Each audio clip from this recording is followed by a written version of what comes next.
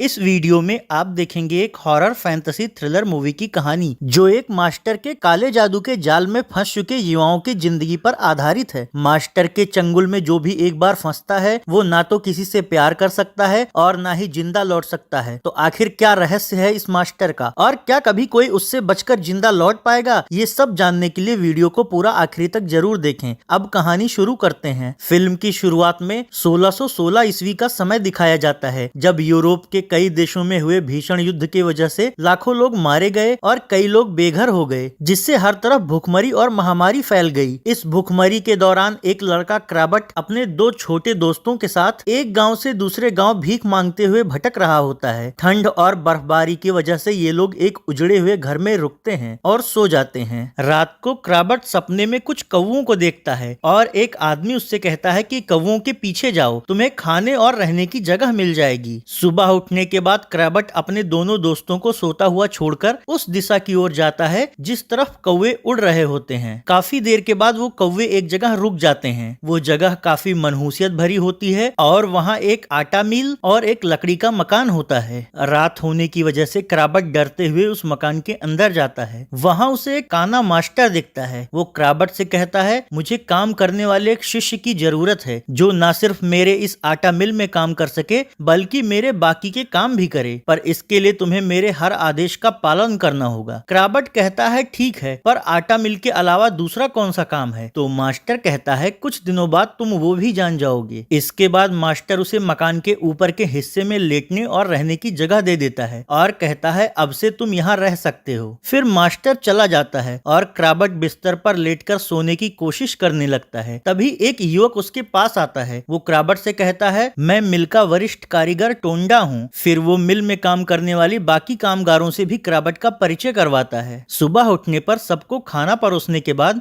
जब क्राबट खुद खाने के लिए बैठने लगता है तो मिल में काम करने वाला लड़का सैंटी उसको धक्का देकर नीचे गिरा देता है और कहता है, साले कहीं और बैठ। ये देखकर ज्यादातर लड़के हंसने लगते हैं, पर टोंडा और कुछ लड़कों को सैंटी की ये हरकत अच्छी नहीं लगती। दरअसल सैंटी और उसके कुछ साथी बहुत दुष्ट स्वभाव के थे। सर्दी के मौसम की वजह से वहाँ भारी बर्फबारी हुई होती है, तो टोंडा आटा मिल के बाकी लड़कों के साथ मशीन घुमाने वाले पहिए और अन्य जगहों से बर्फ साफ करने लगता है। इस दौरान जब मिल के अंदर बोरियां ले जा रहे लड़कों के पीछे क्राबट अंदर जाने लगता है तो सैंटी और उसके साथी उसे अंदर जाने से रोकते हुए कहते हैं कि अभी तुम्हें अंदर जाने की इजाजत नहीं है, वैसे भी तुम अभी हम लोगों की तुलना में काफी कमजोर हो। तो क्राबट उन लड़कों को अपनी ताकत दिखाने के लिए अनाज लदी गाड़ी खींचने की कोशिश करता है, पर उससे गाड़ी नहीं हिलती। अब वो लड़के उसके मजे लेते हुए कहते हैं, तुमसे ये तो बिल्कुल नहीं हो पाएगा, तो तुम गाड़ी से बोरियां ही उतार कर दिखा दो। तो क्राबट गाड़ी से बोरी उतारने की कोशिश करता है, पर कमजोर होने की वजह से वो बोरी संभाल नहीं पाता और गिर जाता है। ये देखकर वो लड़के हंसने लगते हैं। फिर खाना खाते वक्त टोंडा और जूरो क्राबट से कहते हैं, तुम्हें मजबूत बनने की जरूरत है। तभी वहाँ मास्टर आता है। वो बाकी लड़कों से कहता है, आज अमावस्या है, आज रात के काम के लिए तैयार रहो। रात में क्राबट अपने कमरे की खिड़की से देखता है कि बाहर मिल में काम करने वाले लड़के मशाल लेकर खड़े हैं और मास्टर उनसे कहता है, पीछे घूमकर बग्घी से बोरियां उतारना, कोई भी बग्घी चलाने वाले की तरफ नहीं देखेगा। तभी वहाँ एक बग्घी आती है जिसे चेहरा छिपाया हुआ कोई व्यक्ति हाँक रहा होता है। बग्घी के अंदर बोरियों में कुछ भरा होता है। मास्टर के आदेश पर वो लड़के बोरियों को बग्घी से उतारते हैं और मिल के अंदर ले जाने लगते हैं। इतनी रात को इन बोरियों में क्या लाया गया है ये जानने के लिए क्राबट चुपके से मिल के अंदर घुस जाता है। मिल के लड़के बग्घी से बोरियां लेकर उसे मशीन में डालकर उसकी पिसाई करने लगते हैं, पर आश्चर्य की बात यह होती है कि उन बोरियों में हड्डी और कंकाल होता है और पिसाई से उसका पाउडर निकल रहा होता है। ये देखकर क्राबट बहुत डर जाता है, पर इससे पहले कि उसके मुंह से आवाज निकलती, टोंडा उसके मुंह पर हाथ रखकर उसे चुप करा देता है और उससे कहता है कि आखिर तुम यहाँ क्या कर रहे हो? अगर मास्टर को ये बात पता चली तो बहुत बुरा होगा, इसलिए जल्दी से अपने कमरे में जाओ। फिर क्राबट जाकर लेट जाता है। धीरे धीरे दिन बीतने लगते हैं और क्राबट पहले से मजबूत होता जाता है। वो वहाँ के कई काम भी सीख जाता है। अब तक मिलके कुछ लड़के उसके दोस्त भी बन जाते हैं, जिसमें टोंडा सबसे खास होता है। एक दिन मिलके सभी लड़के और मास्टर बाहर गए होते हैं तो क्राबट को मास्टर के कमरे के पास एक रहस्यमय गुप्त कमरा दिखता है। फिर जब सब लोग वापस आते हैं तो वो मिलके एक लड़के से उस कमरे के बारे में पूछता है। वो लड़का क्राबट को बताता है कि उस कमरे में मास्टर उन लड़कों को काला जादू सिखाते हैं जो पूर्ण रूप से उसके शिष्य बन जाते हैं। जब तुम उनके टेस्ट में पास हो जाओगे तो वो तुम्हें भी अपना शिष्य बनाकर काला जादू सिखाएंगे। अगले दिन टोंडा क्राबट को उस रहस्यमयी कमरे में ले जाता है जहां मास्टर उसका शिष्य बन चुके लड़कों को काला जादू सिखा रहा होता है। वहां मास्टर सभी से कहता है कि आज ईस्टर है, हमारी प्रथा के अनुसार तुम लोग दो के जोड़े में अलग अलग गांव के पास जाओगे और वहां रात बिताओगे, फिर सुबह होने से पहले तुम लोग को वापस लौटना है। टोंडा और क्राबट में गहरी दोस्ती होती है तो वो दोनों मास्टर के आदेश पर श्वार्ट्ज गांव के पास जाते हैं और वहां एक पुराने पेड़ के नीचे बैठते हैं। गांव वाले मोमबत्तियां जलाकर धार्मिक अनुष्ठान कर रहे होते हैं। इस दौरान वहां से थोड़ी दूरी पर बैठे क्राबट के मत्थे पर टोंडा एक चिन्ह बनाता है और फिर उससे आंखें बंद करने को कहता है। जैसे ही क्राबट अपनी आंखें बंद करता है, दोनों की आत्मा उनके शरीर के बाहर आ जाती है। अब दोनों की आत्मा गांव के अंदर जाती है। टोंडा कहता है हमें कोई देख नहीं पाएगा पर वो हमारी आवाज सुन सकते हैं और अगर तुमने किसी को भी छुआ तो वो तुम्हें देख लेगा। गांव के अंदर मोमबत्तियां जला रही एक लड़की मिली क्राबट को बहुत पसंद आ जाती है। तभी मिली का पैर फिसल जाता है तो उसे बचाने के लिए क्राबट उसे पकड़ लेता है, पर क्राबट के छूने की वजह से वो उसे देख लेती है। मिली को भी क्राबट पसंद आ जाता है। उसी गांव की एक लड़की सेलिना और टोंडा भी एक दूसरे को प्यार करते थे। टोंडा की आवाज सुनकर सेलिना उससे कहती है कि कब तक हम ऐसे छिपकर प्यार करेंगे, तो टोंडा कहता है कि पता नहीं। फिर टोंडा की आत्मा क्राबट की आत्मा का हाथ पकड़ती है जिससे वो दोनों फिर से अपने शरीर में आ जाते हैं। टोंडा क्राबट से कहता है इस बारे में किसी को मत बताना, नहीं तो मास्टर जान ले लेगा। तो क्राबट कहता है आखिर उस मिल में होता क्या है और मास्टर का क्या राज है, क्या तुम्हारा मन नहीं करता सेलिना के साथ जिंदगी बिताने का? तो टोंडा कहता है मैं मजबूर हूँ, मैं भी मिल से निकलना चाहता हूँ पर मास्टर के चंगुल से निकलकर कोई भी जिंदा नहीं जा पाता, इसलिए तुम कोई भी गलती मत करना, मास्टर सब पर नजर रखता है। इसके बाद ये दोनों वापस मिल लौट जाते हैं। उस प्रथा वाली रात के बाद क्राबट को पहली बार मिल के मशीन वाले हिस्से में जाने की इजाजत मिलती है जहां वो बाकी लड़कों के साथ गेहूं की बोरियां उठाकर उसे मशीन में डालने लगता है। ये काम बहुत मेहनत का होता है, इस वजह से क्राबट थक जाता है और घायल भी हो जाता है, पर फिर भी वो सुबह तक काम करना बंद नहीं करता। तभी मास्टर वहां आता है। वो क्राबट से कहता है अनाज लदी गाड़ियां खींच कर दिखाओ। क्राबट वो गाड़ी खींचने लगता है। ये देखकर सभी हैरान रह जाते हैं क्योंकि जो क्राबट एक भरी हुई बोरी नहीं उठा पाता था वो आज कई बोरियों से लदी गाड़ी खींच रहा होता है। अब मास्टर उससे कहता है कि तुमने टेस्ट पास कर लिया है, इसलिए आज से मैं तुम्हें अपने शिष्य मंडली में शामिल करता हूँ। इसके बाद क्राबट बाकी शिष्यों के साथ मास्टर के रहस्यमयी कमरे में जाता है जहाँ मास्टर बाकी शिष्यों के साथ उसे भी काला जादू सिखाते हैं और सभी लड़कों को एक एक छड़ी देकर बिना हाथ लगाए छड़ी को कंट्रोल करना सिखाते हैं। अब क्राबट रोज उस छड़ी से अभ्यास करना शुरू कर देता है। फिर एक दिन मास्टर उसे पहाड़ी पर ले जाता है और पहाड़ी से धक्का देकर उसे कौवा बनना सिखा देता है। कौवा बनकर उड़ते हुए क्राबट को कौवा बन चुके बाकी लड़के भी मिलते हैं। वो उन सबके साथ काफी दूर तक उड़ता है और फिर सबके साथ वापस मिल पर लौट आता है और इंसान बन जाता है। अगले दिन जंगल से लकड़ियां लाते वक्त क्राबट टोंडा से कहता है मैं मिली से फिर से मिलना चाहता हूँ। तो टोंडा कहता है मैं भी सेलिना से मिलना चाहता हूँ पर इसमें बहुत खतरा है, अगर मास्टर को पता लग गया तो कोई जिंदा नहीं बचेगा। इसके बाद वापस लौटकर जब सभी लोग खाना खा रहे होते हैं तो मास्टर कहता है कि सुना है डाकुओं की टोली पहाड़ी के गांव तक पहुंच गई है, कल वो लोग श्वार्ट्ज गांव पर हमला करेंगे और फिर वो लोग यहाँ भी आ सकते हैं, इसलिए तुम लोगों को यहाँ आने से पहले ही उन्हें रोकना होगा। श्वार्ट्ज गांव जाने की बात से टोंडा और क्राबट खुश हो जाते हैं। अगली सुबह मिलके कुछ लड़कों के साथ टोंडा और क्राबट श्वार्ट्ज गांव में जाते हैं। ये लोग गांव वालों से कहते हैं सभी लोग अपने अपने घरों में छिप जाओ क्योंकि यहाँ डाकुओं का हमला होने वाला है और हम लोग उन्हें भगाने आए हैं। मिली और सेलिना क्राबट और टोंडा के वहां आने से खुश हो जाती हैं। अब तक डाकुओं का समूह घोड़े पर सवार होकर गांव पर हमला कर देता है। गांव के ज्यादातर लोग घरों में छिप जाते हैं। अब मिलके लड़कों और डाकुओं में लड़ाई शुरू हो जाती है जिसमें डाकू लड़कों पर भारी पड़ रहे होते हैं। अपने लड़कों को हारता हुआ देखकर टोंडा, क्राबट और कुछ लड़के मास्टर की दी हुई छड़ी को जागृत कर लेते हैं और उससे डाकुओं पर हमला करने लगते हैं। फिर जादू के इस्तेमाल से छड़ी को सिर्फ हवा में घुमाकर ही टोंडा और क्राबट डाकुओं को मार गिराते हैं। तभी सेलिना दौड़ते हुए एक झोपड़ी के अंदर जाती हुई दिखती है। टोंडा उससे बात करने के लिए उसके पीछे जाता है और सेलिना का नाम लेकर उसे बुलाने लगता है, पर अंदर उसे सेलिना नहीं दिखती बल्कि वहाँ मास्टर खड़ा हुआ दिखता है। वो टोंडा से कहता है तो उस लड़की का नाम सेलिना है।